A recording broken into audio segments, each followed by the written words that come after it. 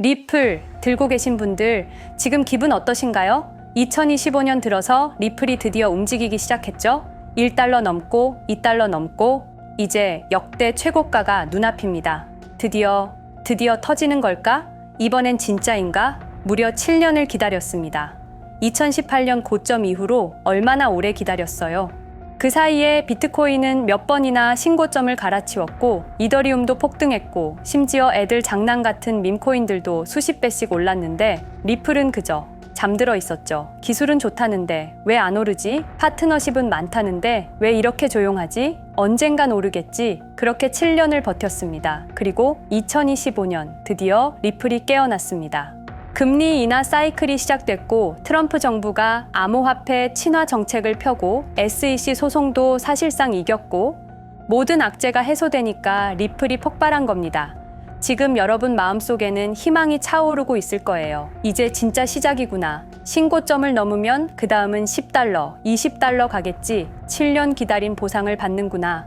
맞습니다. 그럴 수도 있죠. 하지만 한 가지만 물어볼게요.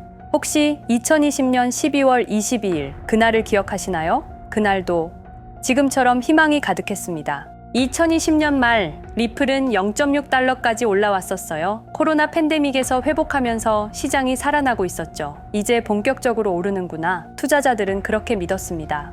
그런데 그날 밤 9시 30분 모든 게 무너졌습니다.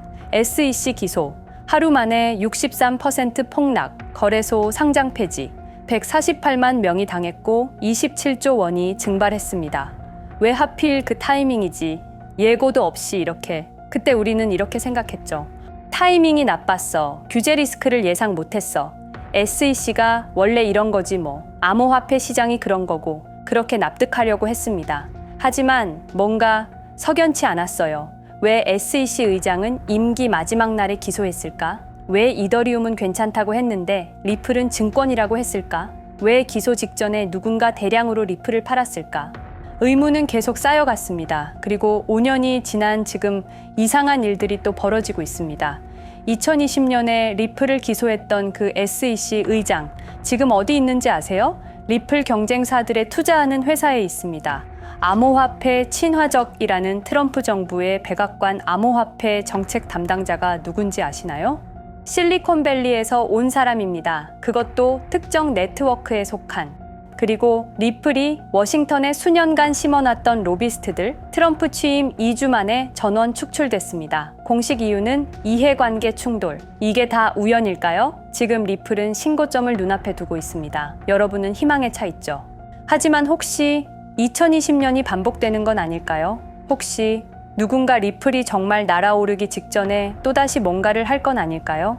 아니야, 이번엔 다르지. SEC 소송도 이겼잖아. 법적 리스크도 해소됐고 정부도 우호적이잖아. 정말 그럴까요? 아니면 우리가 모르는 뭔가가 또 진행되고 있는 걸까요? 여러분, 투자에서 가장 위험한 순간이 언제인지 아세요? 희망에 가득 차 있을 때입니다. 이제 오르기만 하면 돼 라고 생각할 때 바로 그때 당합니다. 2020년이 그랬어요. 그때도 우리는 안심하고 있었습니다. 그리고 하루 만에 모든 걸 잃었죠. 저는 같은 실수를 반복하고 싶지 않습니다. 그래서 5년 동안 추적했어요.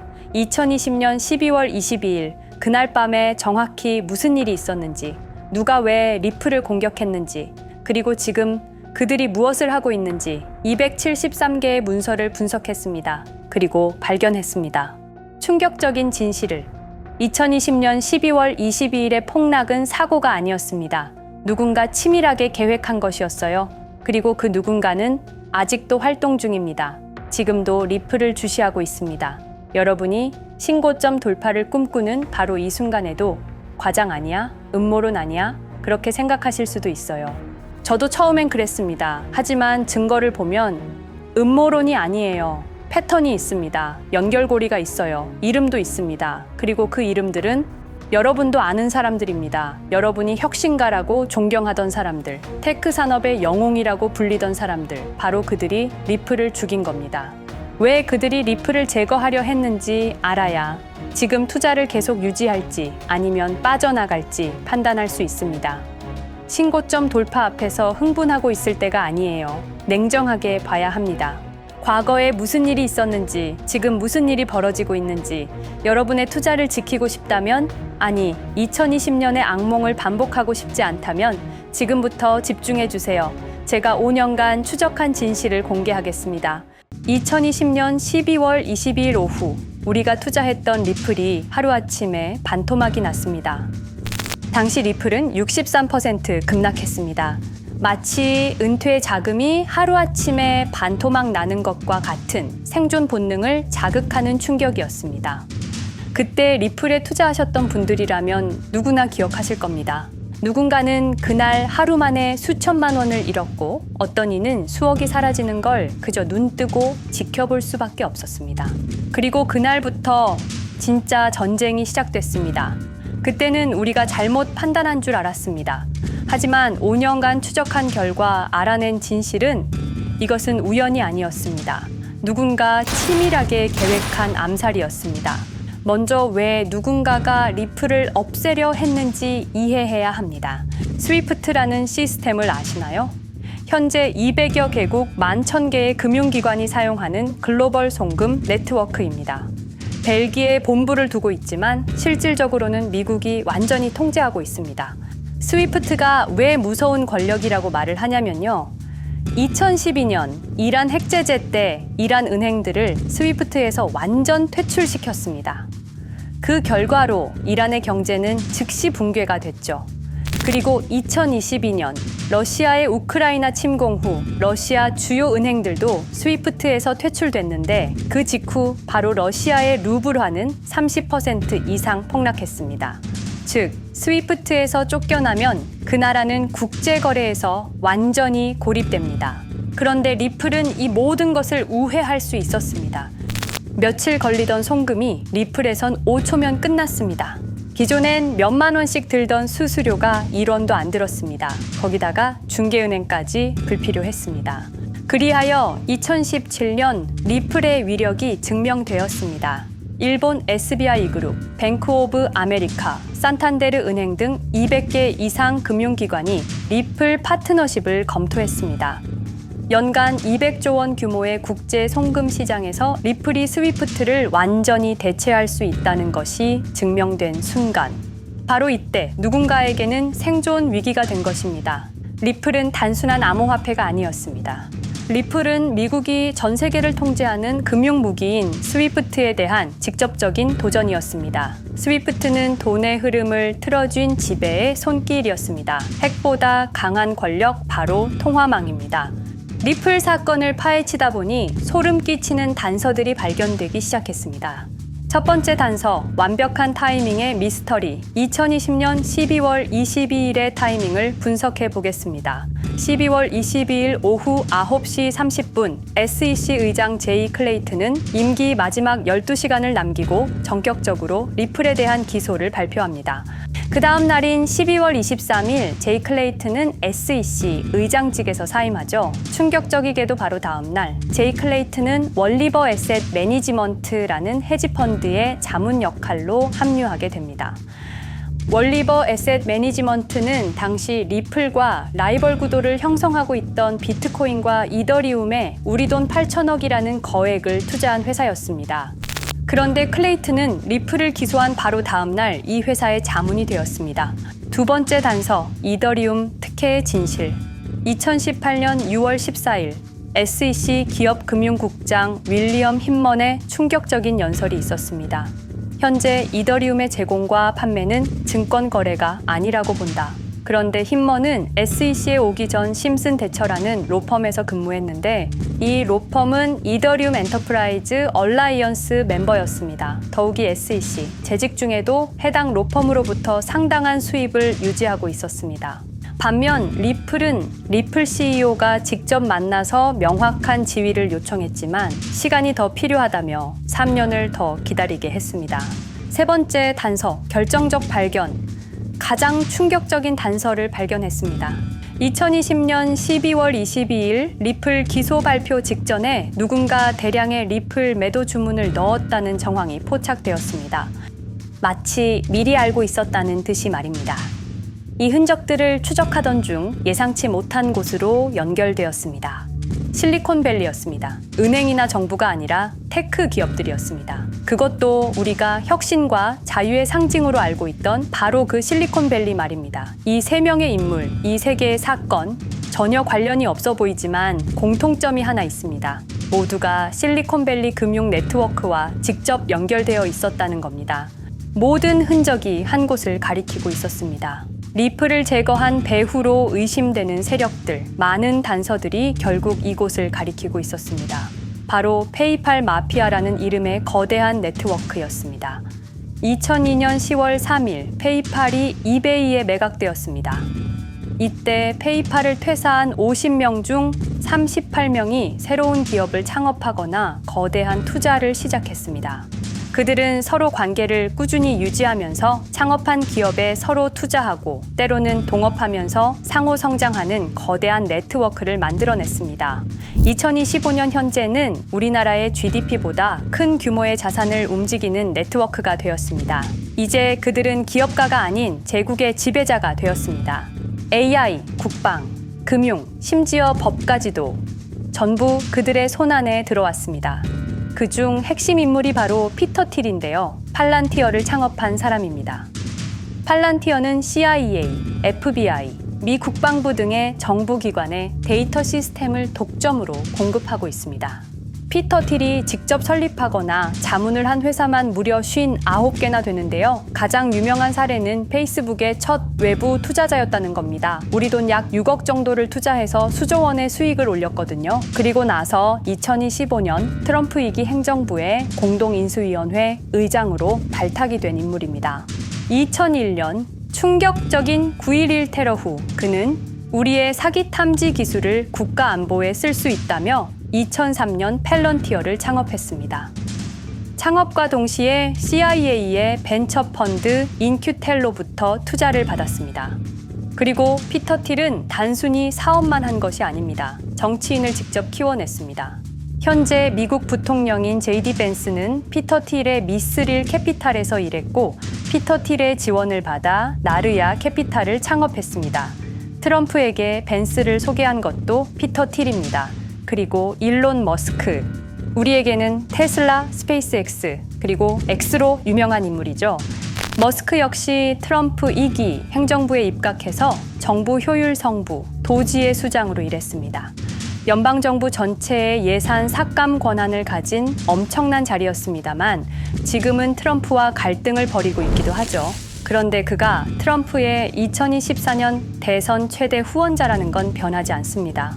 무려 2억 9,148만 달러, 우리 돈으로 약 4,300억 원을 기부했는데요. 머스크는 그때부터 기술과 권력을 통합하려는 제국 건설에 나섰습니다. AI, 화성, 인터넷, 금융, 이제는 인류의 생각 그 자체까지 장악하려 하고 있습니다. 머스크는 원래 트럼프 지지자가 아니었습니다. 오히려 바이든을 지지했죠. 하지만 바이든 정부가 백악관 전기자동차 정상회담에서 GM과 포드는 초대하고 테슬라의 수장인 자신은 제외시키자 마음의 상처를 입은 머스크는 공화당 지지자로 돌아섰습니다. 그리고 머스크의 시장 조작 능력은 이미 입증되었습니다. 2021년 5월 환경 문제로 비트코인 결제 중단이라는 트윗 하나로 비트코인을 폭락시킨 후 뒤로는 더 싸게 매집했습니다.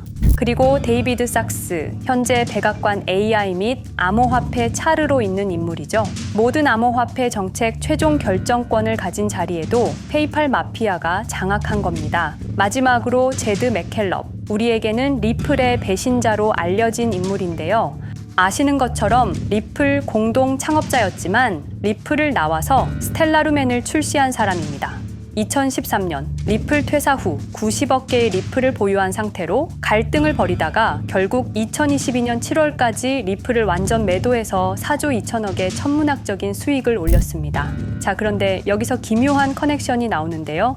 2025년 6월 페이팔의 페이팔 USD가 스텔라루멘 체인으로 이전을 발표합니다. 그리고 SEC 의장 제이 클레이튼도 이들과 연결되어 있었습니다.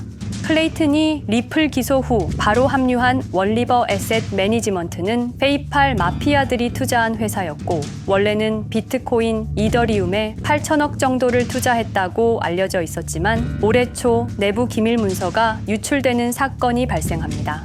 그 문서에는 스텔라루멘에 700억 가량 투자했다는 사실과 피터 틸의 팔란티어 주식 1조 6천억 원어치, 그리고 페이팔 USD에 대한 투자 내용도 있었습니다. 더욱 충격적인 건 리플 경쟁사들의 집중적인 투자를 이어오고 있었다는 겁니다. 이제 모든 퍼즐이 맞춰지는 느낌이죠. 페이팔 마피아의 리플 제거 작전을 시간 순으로 정리해보자면 1단계, 내부 침투. 제드 맥켈럽이 리플 공동 창업자로 참여해 핵심 기술을 습득한 후 2013년 의도적 갈등 조성 후 퇴사. 90억 개의 리플을 보유한 채 시한폭탄을 설치했습니다. 2단계, 정부 인프라 구축. 피터 틸의 팰런티어가 2003년 CIA 벤처 펀드 투자로 창업 후 2020년까지 주요 정부 기관 핵심 시스템을 장악했습니다. 3단계, 경쟁사 특혜 공작. 윌리엄 힌먼을 통해 2018년 6월 이더리움은 증권이 아니다 발언을 이끌어내면서 리플을 3년간 의도적으로 지연시켰습니다. 4단계, 마지막 일격. 제이 클레이튼이 임기 마지막 12시간 전에 리플을 기소한 후 다음 날 사임, 바로 그 다음 날 리플 경쟁사에 투자하는 회사의 자문으로 합류했습니다. 5단계, 대체제 준비. 2023년 8월 페이팔 USD 스테이블 코인을 출시하고 2025년 6월 제드의 스텔라 블록체인으로 확장을 발표했습니다. 제드의 리플 매도 자금이 스텔라 개발에 투입되었습니다. 6단계, 정치권 완전 장악. 데이비드 sak스가 모든 암호화폐 정책 최종 결정권을, 일론 머스크가 정부 예산 삭감 권한을, 피터 틸이 트럼프 인수위원회 공동의장직을 차지했습니다. 동시에 테크 기업들의 로비 활동도 급증했습니다. 메타는 2024년 역대 최고 금액인 2,443만 달러를 로비로 지출. 메타의 로비스트는 2016년 31명에서 2024년 65명으로 증가했는데요.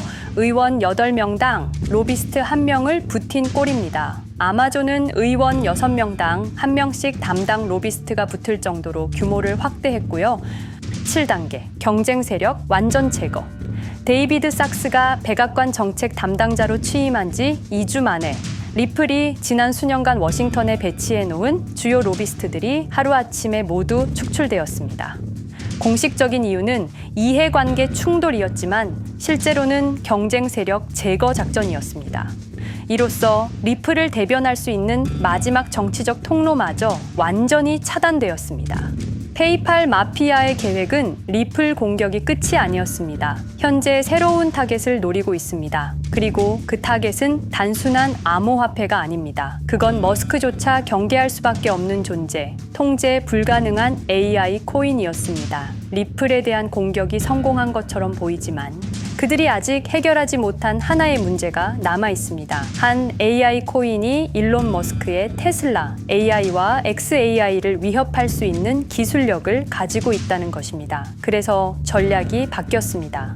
죽일 수 없으면 소유하자. 머스크가 이 코인을 경계하는 증거들이 몇 가지 있는데요. 지난 6개월간 머스크의 행동 변화가 포착되었습니다. XAI에 대한 급격한 추가 투자 발표가 이어졌고 테슬라 AI 개발 속도를 급격히 가속화시키고 있습니다.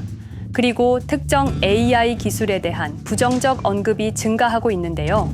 이 AI 코인은 현재 진짜 AGI 구현이 가능한 탈중앙화 AI 네트워크를 구축하고 있고 초당 수십억 단위의 연산을 처리할 수 있는 진짜 분산형 뉴럴 네트워크 기반입니다. 수백만 개의 노드가 연결된 분산 뉴럴 네트워크, 테슬라도 메타도 이 기술만큼은 아직 구현하지 못했습니다. 현재 기술로는 단 하나뿐입니다. 그러나 시가총액은 테슬라의 500분의 1 수준으로 그들이 매집을 멈추지 않는 이유입니다. 2025년 초, 이 코인의 공식 계정이 X 플랫폼에서 노출 차단된 정황이 포착됐습니다. 광고 계정도 중지됐고 해당 코인에 대한 설명 영상들도 순식간에 사라졌습니다. 이유는 머스크의 경쟁이 될 수 있는 유일한 AI였기 때문입니다. AI는 이제 권력을 쥐는 자가 인류의 사고를 설계할 수 있는 시대의 열쇠입니다. 머스크가 이 코인을 완전히 소유하게 되면 그의 AI 제국은 완성될지도 모르겠습니다. 하지만 문제가 있습니다. 그들은 이 AI 코인을 죽이지 않았습니다. 그 대신 가격을 철저히 짓눌렀습니다. 검색에서는 사라졌고 알고리즘은 배제했습니다. 누군가는 관심 없는 프로젝트라고 말합니다. 하지만 진실은 정반대입니다. 지금도 머스크와 페이팔 마피아의 자금이 그 코인으로 조용히 흘러 들어가고 있습니다. 가격이 낮은 건 무가치해서가 아니라 그들이 싸게 사고 있기 때문입니다. 그런데 이 AI 코인의 정체를 여기 유튜브에서 공개하려 했지만 치명적인 문제를 발견했습니다. 2005년 페이팔의 웹 디자이너와 개발자들이 동영상 공유 서비스를 만들었는데 그게 바로 지금 여러분이 보고 계시는 유튜브입니다. 체드 헐리, 스티브 첸, 자베드 카림, 유튜브 창립자들도 모두 페이팔 출신입니다. 게다가 일론 머스크는 현재 X를 소유하고 있습니다. 이러한 플랫폼들에서 그들의 AI 제국을 방해하는 정보를 공개하면 검열당할 위험이 있습니다. 그런데 제가 이 코인의 정체를 세상에 폭로한 게 이번이 처음이 아닙니다. 어떤 이유에선지 그 영상은 삭제되었고 이후 채널도 더는 운영할 수 없게 되었습니다. 커뮤니티 가이드라인을 위반한 적은 없었지만 불편한 진실이 다뤄질 때마다 이런 일이 반복됐습니다. 이건 단지 투자 종목 하나를 공유하는 문제가 아닙니다. 이건 우리가 감시와 통제에 맞서 싸울 수 있는 유일한 기회입니다. 영상의 댓글란에 저항이라고 두 글자를 남겨주시고 010-5528-2156 이 번호로 저항 두 글자만 문자로 보내주세요. 그럼 당신은 지금 머스크가 검열하고 페이팔 마피아가 조용히 매집 중인 그 AI 코인의 정체를 가장 먼저 알게 될 것입니다. 우리는 지금 역사의 분수령을 지나고 있습니다. 진정한 탈중앙화 금융이 실현될 뻔했지만 페이팔 마피아의 방해로 더 강력하고 교묘한 지배자들이 통제하는 세상이 오고 있습니다. 페이팔 마피아가 완성하려는 새로운 세계는 팔란티어를 통해 모든 거래를 실시간으로 감시하고 페이팔의 페이팔 USD를 통해 정부 마음대로 계좌를 동결시킬 수도 있고 차세대 스위프트를 통해 우리의 거래를 통제하고 AI 기술 독점을 통해 인류의 사고방식마저 장악하려는 겁니다. 하지만 완전히 포기하기엔 너무 이릅니다. 왜냐하면 진실을 아는 사람들이 늘어나고 있고 브릭스가 여기에 대한 대안을 만들고 있으며 리플의 기술적 우수성은 여전히 변하지 않았고 아직 머스크가 완전히 통제하지 못한 진짜 AI 혁명의 씨앗인 이 코인이 남아있기 때문입니다. 규제 환경이 바뀌고 진실이 밝혀지면 리플은 언제든 재평가받을 수 있습니다. 리플 홀더들이 당한 것은 개인 투자 실패가 아니었습니다. 이것은 21세기 금융 권력 투쟁에서 일어난 결정적 전투였습니다. 리플은 비록 일시적으로 억압받고 있지만 진정한 탈중앙화 기술은 결코 사라지지 않습니다. 하지만 이 전쟁은 아직 끝나지 않았습니다. 우리가 아무것도 하지 않으면 그들은 모든 것을 가져갈 겁니다. 머스크와 페이팔 마피아는 이 시대 최고의 지배자들입니다. 하지만 그들도 막지 못하는 단 하나가 있습니다. 바로 진실을 알아버린 개인들입니다. 우리는 지금 그들에 맞설 수 있는 거의 유일한 순간에 서 있습니다. 한 통의 문자, 그것은 단순한 신호가 아닙니다. 지금 움직이는 자만이 미래를 차지할 수 있습니다. 지금까지 이 긴 이야기를 들어주셔서 감사합니다. 제가 말씀드린 모든 것들은 사실을 기반으로 하며 대부분 공개된 기록들입니다. 기억하십시오. 우리가 침묵하는 순간 그들의 승리는 완성됩니다. 리플은 억압받았지만 그 정신은 살아남았습니다. 그리고 언젠가 진짜 자유로운 AI가 세상에 다시 등장할 그날까지 우리는 싸움을 멈추지 않을 것입니다.